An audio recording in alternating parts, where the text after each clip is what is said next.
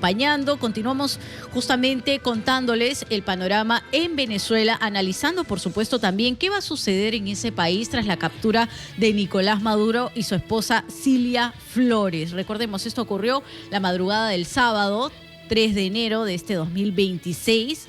El mensaje lo dio a conocer a través de sus canales digitales el presidente de Estados Unidos, Donald Trump. Luego vino una serie de conferencias y uno se pone a revisar algunas reacciones y encuentra, por ejemplo, frases como: Venezuela sigue bajo una dictadura, no se ha liberado a los presos políticos, Trump tiene mucho cuidado, e incluso advierte a Delcy Rodríguez de que Venezuela y a ella le podría ir peor que a Maduro, si es que en todo caso no van a una transición, digamos, pacífica y democrática. Así que analizamos justamente este tema con Luis Núñez, politólogo venezolano, que nos acompaña hoy en la Rotativa del Aire. Bienvenido, muy buenos días. Muy buenos días, una buena semana para todos. Buena semana también, esperemos que tengan, sobre todo en Venezuela. Hemos visto los ánimos, digamos, de una recompensa moral en los ciudadanos venezolanos en el mundo entero. Una celebración por una parte, pero también, digamos, una especie de angustia e incertidumbre por otra. ¿Cuál es el panorama que le espera a Venezuela, el panorama político y social, no solo en los próximos días, sino quizá pensar en los próximos meses ya también? Joana, estamos hablando de una transición, y una transición es un proceso, y los procesos llevan tiempos. El pragmatismo del presidente Trump ha señalado que el primer paso aquí es negociar con el chavismo. Eso es evidente, el chavismo sigue mandando, como tú dijiste. Entonces el primer paso es tratar de alguna manera llevarse bien con la señora a cargo de la vicepresidencia, que dentro de una hora, menos de una hora por la diferencia de hora con Caracas, va a juramentar como presidenta encargada. Joana, este detalle no es cualquier cosa. Es presidenta encargada porque si ella juramentara por la ausencia total de Maduro, tendría, según la Constitución, 30 días para convocar la elección, una nueva elección. Por lo tanto, es que se encarga de la presidencia y así puede estar más tiempo en el poder. Pero tú lo has dicho muy bien, si ella no se porta bien, pongamos en comillas, lo que significa bien para el presidente Trump, la van a expectorar y esa luna de miel no va a durar absolutamente nada. ¿Cómo está? Buenos días, le saluda César Espinosa. Entonces, esta transición... Muchas gracias. ¿Esta transición depende más de los venezolanos o depende más de Estados Unidos? Yo creo que las cargas ahí van compartidas. Debería depender mucho más de los venezolanos. Es más, debería ser solamente de los venezolanos si no tuviéramos una sociedad venezolana secuestrada hace casi 26 años, donde todos los poderes del Estado fueron combinados para servir a un solo dictador. Primero Maduro, primero Chávez y después Maduro. Esa es la situación.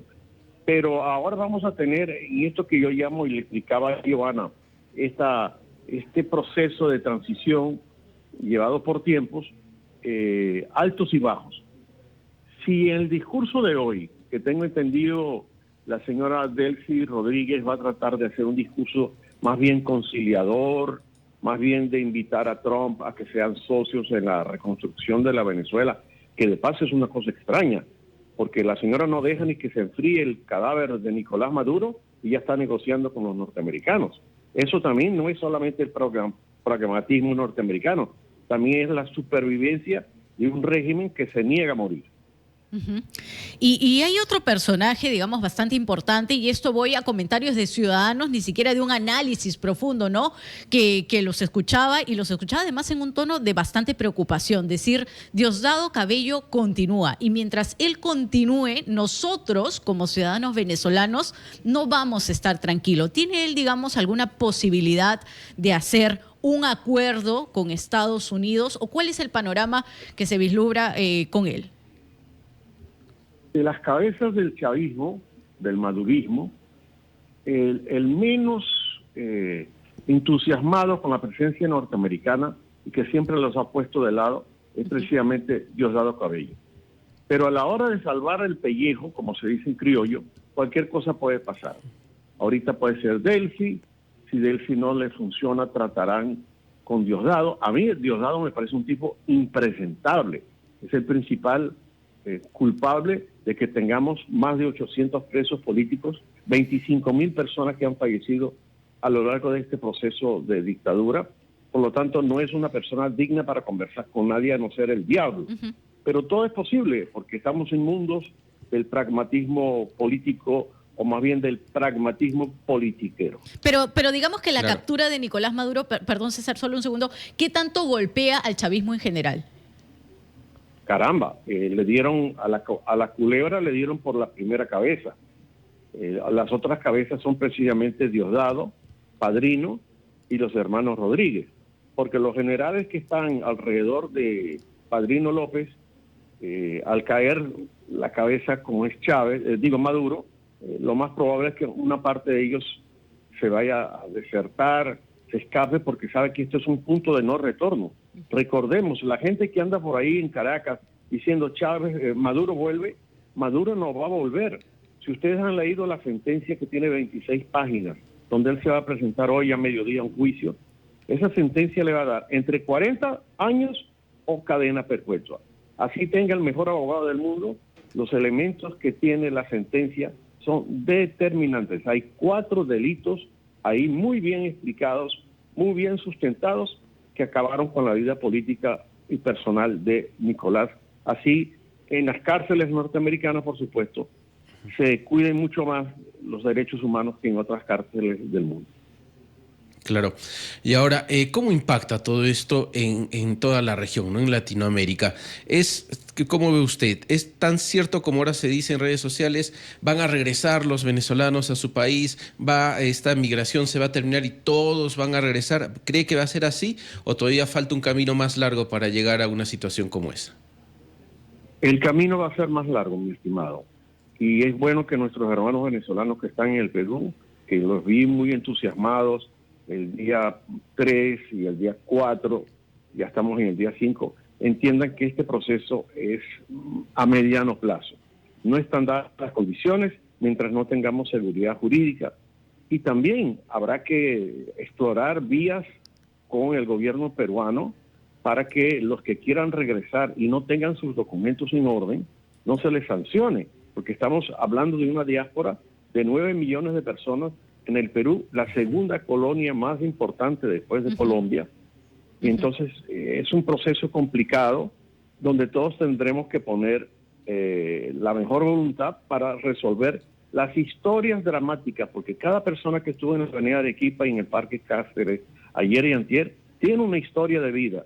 Ya tienen hijos y nietos en el Perú. Entonces las cuestiones no es agarrar una maleta y salir corriendo y dar las gracias, porque las condiciones allá no han cambiado. Allá todavía hay que desmontar ese aparato, hay que ver el tema de los presos políticos. Los medios de comunicación están absolutamente silenciados.